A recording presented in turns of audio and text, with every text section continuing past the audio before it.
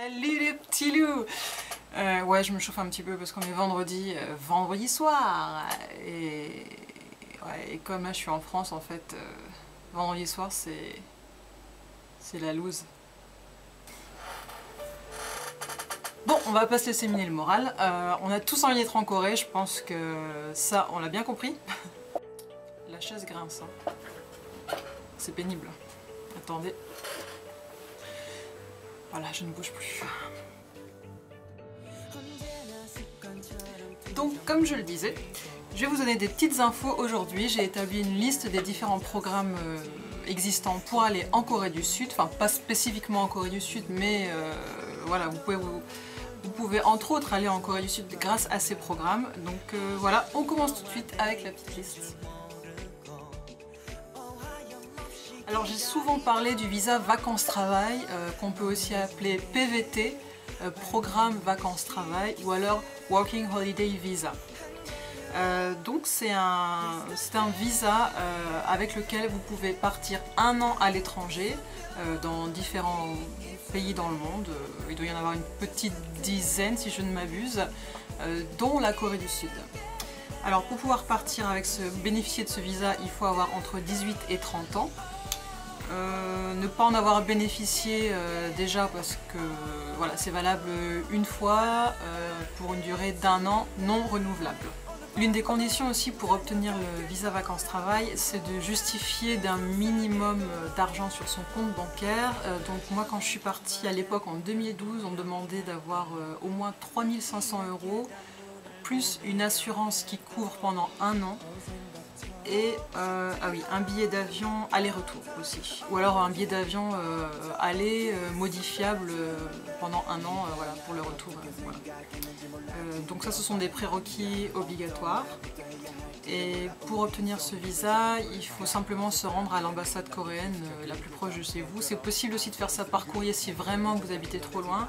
Il va falloir aussi rédiger un petit courrier, une lettre de motivation, pourquoi vous voulez aller en Corée, quels sont vos projets, etc. Mais il ne faut pas trop parler dans cette lettre de vos objectifs de vivre là-bas, de trouver un travail, parce que le but de ce visa à la base, c'est vraiment de faire du tourisme et de vous permettre d'avoir de l'argent de poche, voilà, de financer votre voyage. Mais c'est pas du tout un visa qui est censé être fait pour que vous restiez là-bas, quoi. Donc ça, il vaut mieux pas le dire.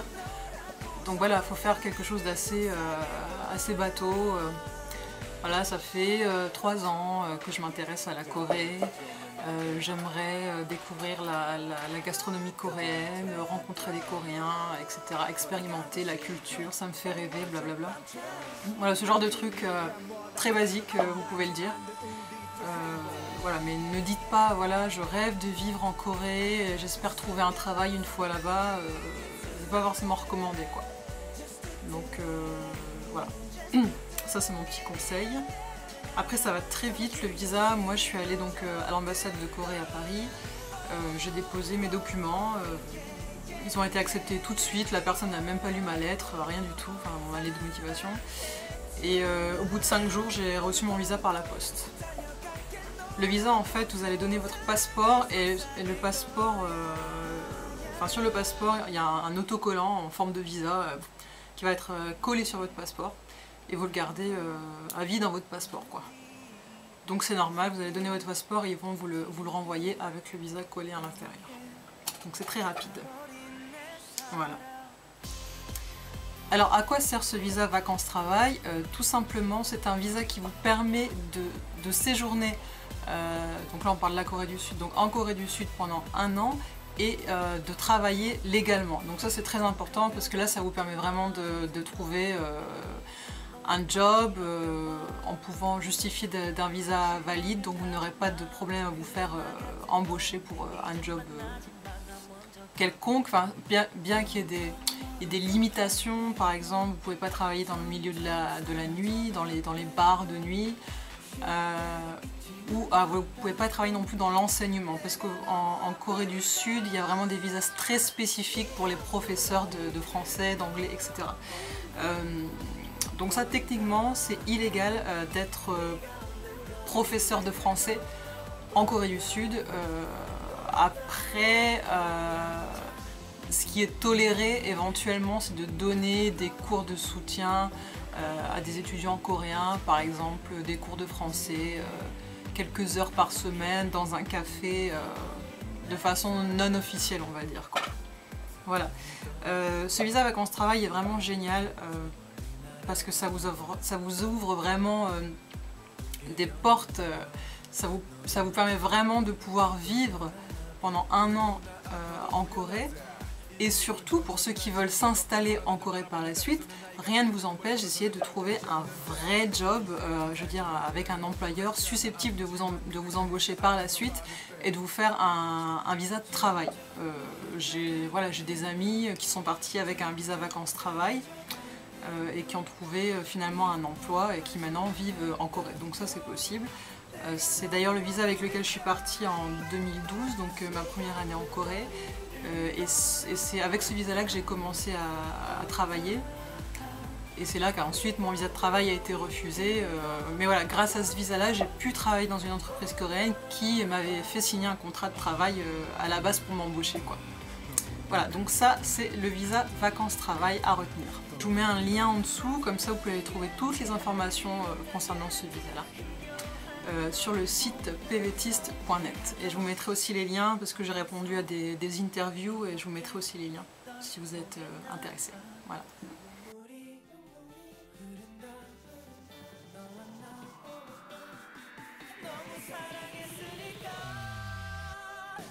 Alors ensuite, le deuxième visa que j'ai utilisé, c'est donc le visa étudiant, visa D4. Donc là, il faut donc s'inscrire dans une université coréenne parce qu'il faut savoir que pour avoir un visa étudiant en Corée, vous devez vraiment suivre des cours dans une université coréenne voilà, qui donne des cours de coréen, qui a un programme de coréen officiel. Parce que si vous voulez étudier dans un institut privé, et pourtant j'ai aussi étudié en institut privé, j'en parlerai plus tard, mais ça je préfère moi être dans un institut privé que dans une université. Mais dans ce cas-là, les instituts privés ne délivrent pas de visa. Donc il est très important d'être inscrit dans une université coréenne si vous voulez étudier pendant 1 année, par exemple le coréen, et voilà, dans un programme qui est reconnu. Alors au niveau des écoles, on a les plus grosses écoles, les programmes les plus réputés pour les étrangers en langue coréenne. C'est dans les universités de Yonsei, Ewha et Sogang. Voilà, moi j'ai fait les 2 dernières. Mais je referai une vidéo plus spécifique par rapport à ce visa étudiant et au programme de coréen.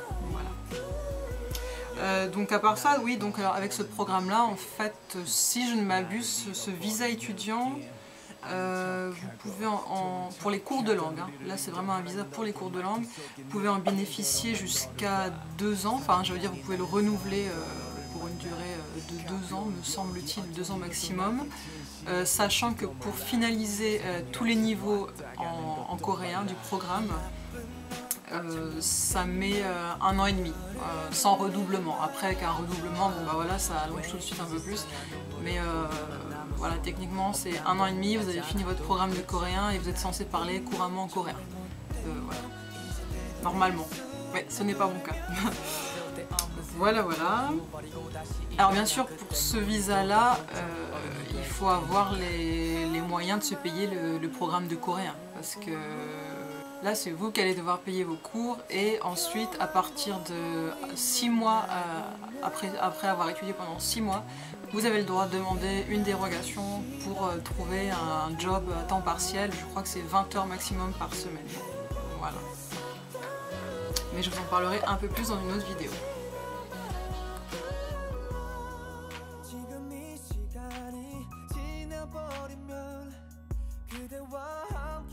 Ensuite, pour les personnes qui sont déjà diplômées de l'université, je dirais, parce que c'est un programme qui est plutôt pour les personnes ayant un certain niveau, d'après ce que j'ai pu voir et comprendre. Donc il s'agit du VIE, qui est le, alors si je me trompe pas, volontariat international en entreprise, ou le VIA en administration.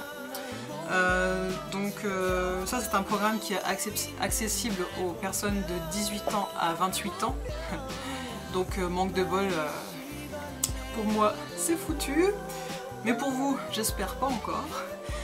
Donc voilà, c'est un programme qui est vraiment chouette parce que c'est vraiment quelque chose d'officiel, avec une vraie prise en charge. Donc ça va, les missions vont de 6 à 24 mois, j'ai ma petite fiche hein, donc je regarde, de 6 à 24 mois, n'importe où dans le monde, donc ça peut être aussi en Corée du Sud.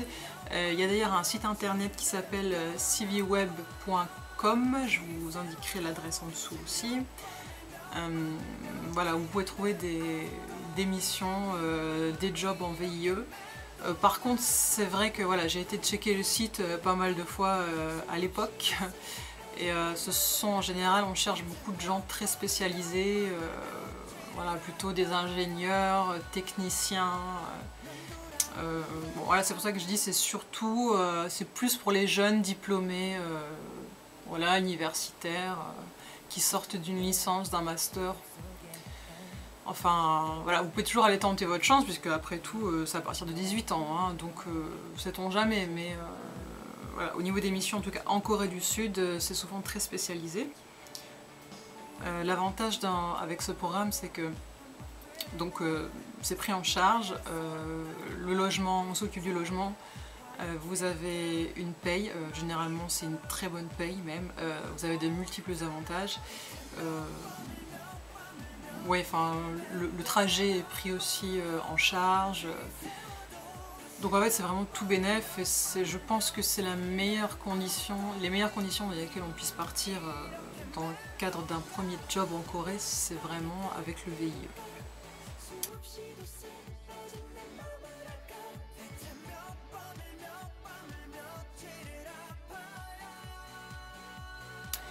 Il existe aussi le SVE, le service volontaire européen. Alors oui, comme vous pouvez l'entendre, c'est plutôt pour des programmes en Europe, mais en fait c'est ouvert à plusieurs pays dans le monde, dont des pays en Asie.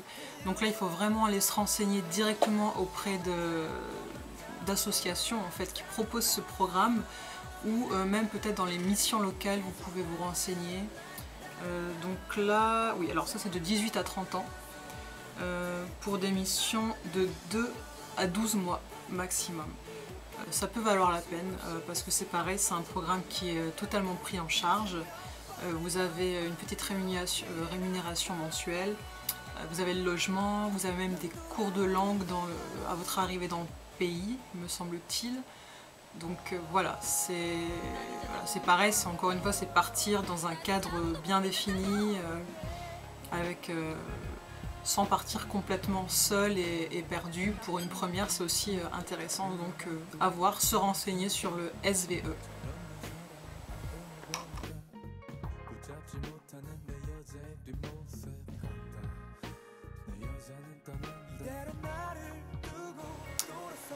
Je vais aussi vous parler du VSI, le volontariat de solidarité internationale, même si bon, c'est un programme mais qui n'est pas vraiment pris en charge. En général, c'est plutôt vous de payer en fait votre volontariat.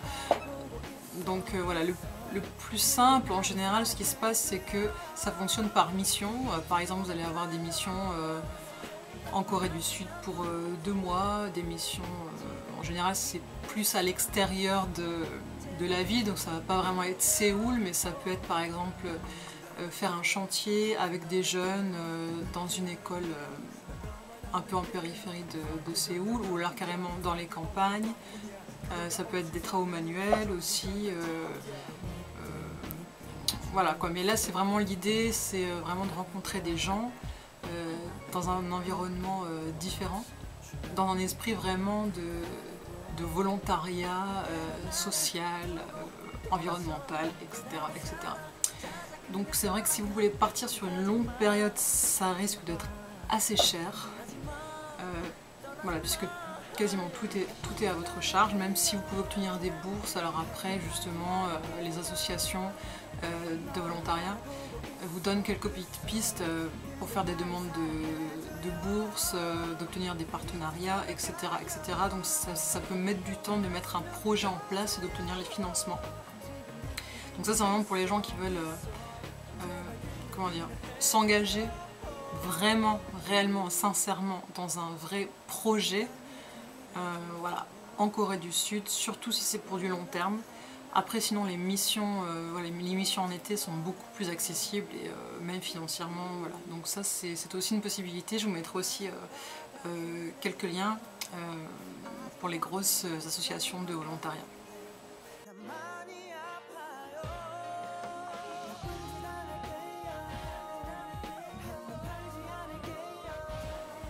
Et pour finir, un petit bonus, puisqu'il ne s'agit pas vraiment d'un programme officiel, mais c'est tout de même un programme qui vous permet de voyager vraiment à moindre coût. Alors en fait, dans beaucoup d'auberges de jeunesse, qu'on appelle aussi guest house, il est possible d'avoir une chambre gratuite, enfin un lit gratuit plutôt, contre quelques heures de ménage par jour. Donc ça vous permet vraiment, voilà, par exemple en Corée, vous avez décidé pendant vos vacances d'été de passer 2 mois en Corée, mais vous n'avez pas les moyens de vous payer un logement là-bas, donc vous prenez votre billet d'avion le moins cher, il y en a à partir de 600 € hein, avec des escales. Voilà, vous prenez un peu d'argent de poche, par exemple, voilà, on va dire au moins 300-400 € par mois, ça peut être suffisant pour manger. Et ensuite vous trouvez donc une auberge de jeunesse dans laquelle vous pouvez travailler, donc ça va de 2 à 4 heures par jour. Généralement c'est faire le ménage, c'est faire les arrivées, les départs, nettoyer les chambres, faire le linge, etc. Et voilà, en fait en général vous travaillez 6 jours par semaine par contre, et vous avez le lit gratuit. Donc ça peut être parfois dans un dortoir, ça peut être un dortoir de 4, tout comme un dortoir de 10. Parfois ça peut être en chambre double. C'est vraiment à discuter avec l'auberge en question, il faut les contacter. Et personnellement, donc, je vais tester ce programme prochainement, donc je pourrais vous en parler plus en détail. Voilà, ça c'est pour les fauchés comme moi.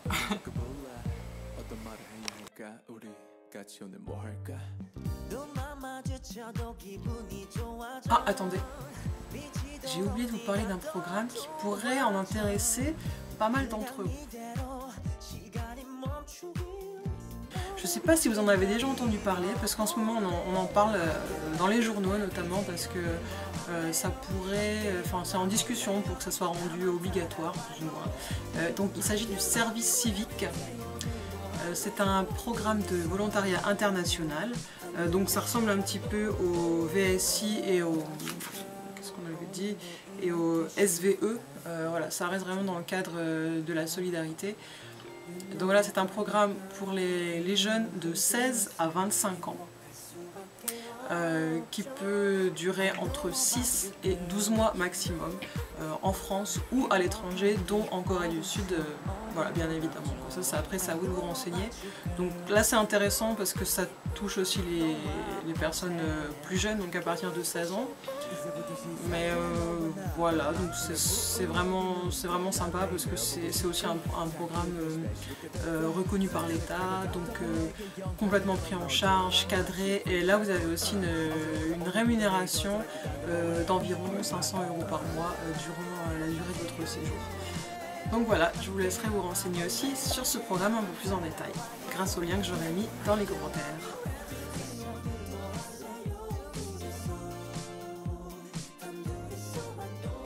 Voilà mes loulous, j'ai fait le tour de ma petite liste.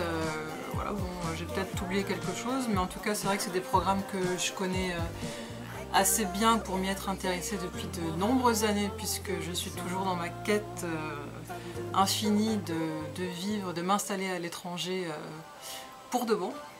Donc voilà, c'est vraiment des programmes que j'ai consultés de nombreuses fois. Donc voilà, si vous voulez plus d'informations, je vous invite à regarder les liens que j'ai mis dans la description de la vidéo. Vous pouvez aussi me poser des questions.